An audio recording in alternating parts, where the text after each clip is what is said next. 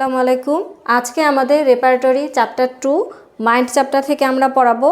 আজকেও আপনারা যে কোনো বই নিতে পারেন। আমি আজকেও রবিন মার্ফি থেকে পড়াচ্ছি।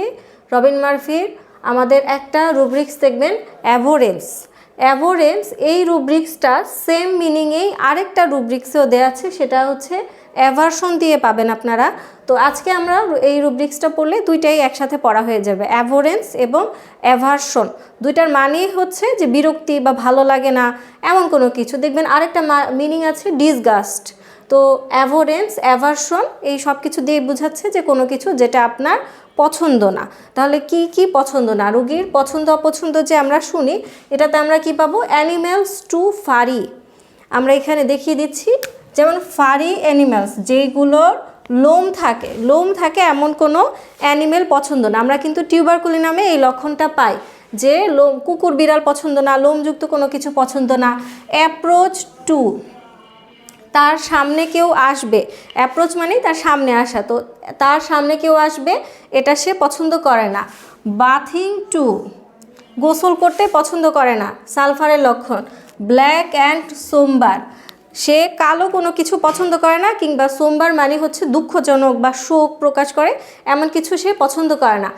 Everything that is bright colours too, এমন কোনো কিছু যেটা ব্রাইট কালার সে সেটা পছন্দ করে না, অ্যাভারশন। চিলড্রেন টু, অনেকে দেখবেন বাচ্চাদের পছন্দ করে না।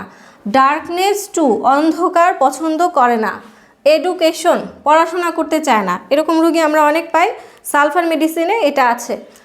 এভরিথিং, কোনো কিছুই পছন্দ করে না সে, এরকম লক্ষণও আমরা পাই। ফ্যামিলি মেম্বার্স টু, ফ্যামিলি মেম্বারকে পছন্দ করে না। ফিমেলস টু, মেয়েদের পছন্দ করে না। ফ্রেন্ডস টু, ফ্রেন্ডদের পছন্দ করে না। ফার্স্ট টু, গোয়িং আউট, দেখা যায় যে সে বাহিরে যেতে চায় না, বাসায় থাকতে চায়। হারসেলফ টু, নিজেকেই পছন্দ করে না।